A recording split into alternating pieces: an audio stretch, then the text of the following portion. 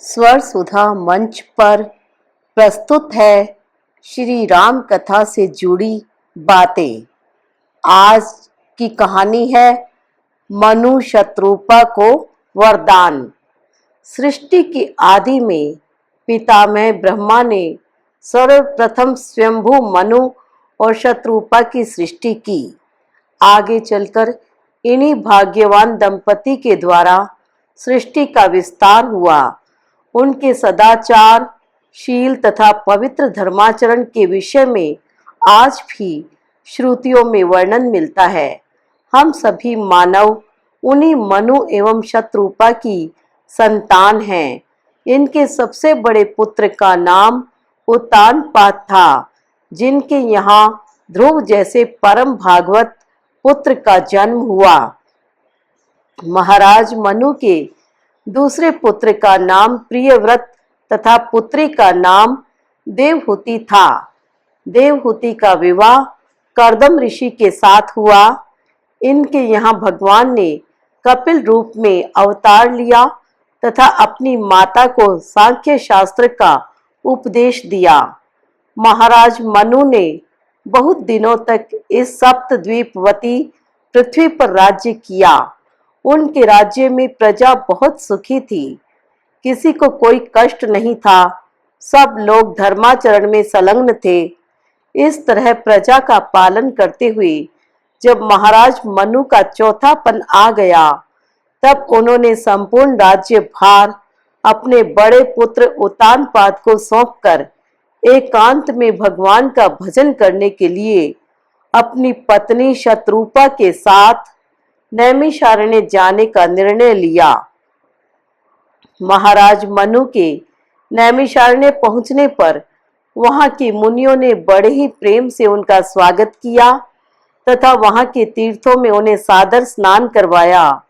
उसके बाद मनु और शत्रुपा दोनों पति पत्नी वट वृक्ष के नीचे बैठकर भगवान के दर्शन के लिए कठोर तप करने लगे। कुछ दिनों तक उन्होंने केवल जल पीकर तप किया।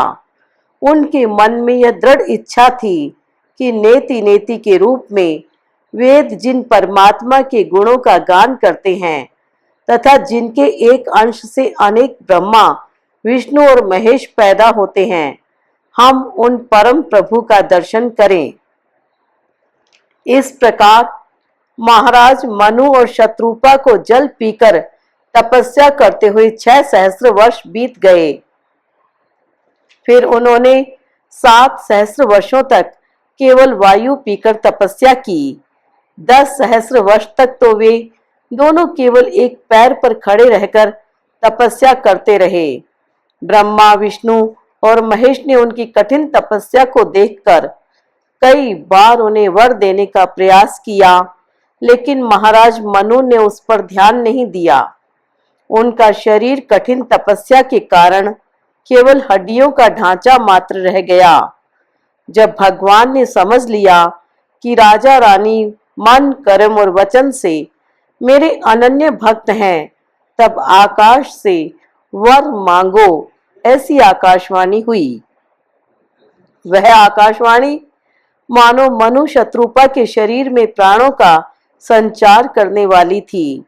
देखते ही देखते उन दोनों के शरीर हष्ट पुष्ट हो गए। मनु ने हाथ जोड़कर भगवान को प्रणाम किया और कहा, हे प्रभु, यदि आप मुझ पर प्रसन्न हैं तो मैं आपके मुनि मनहारी स्वरूप को देखना चाहता हूँ। कृपा करके मुझे यही वर दें। मनु के ऐसा कहते ही भगवान आदि शक्ति सीता के साथ मनु और शत्रुपा के सामने प्रकट हो गए। भगवान ने मनु से कहा, राजन, तुम्हारे मन में जो भी इच्छा हो मुझसे निसंकोच मांग लो। मैं तुम दोनों पर परम प्रसन्न हूँ। तुम्हारे लिए मेरे पास कुछ भी अदेय नहीं है। मनु ने कहा, प्रभु, यदि आप मुझ पर प्रसन्न हैं तो मैं आपसे आपके समान ही पुत्र चाहता हूँ। हे कृपा निधि, मुझे यही वर दीजिए।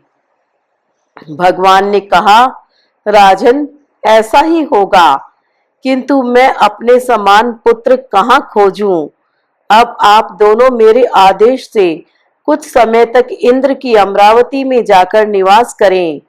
त्रेता में जब आप अयोध्या के राजा दशरथ होंगे, तब मैं अपने अंशों सहित 4 रूपों में आपके यहाँ अवतार लूंगा। ऐसा कहकर भगवान अंतर्धान हो गए।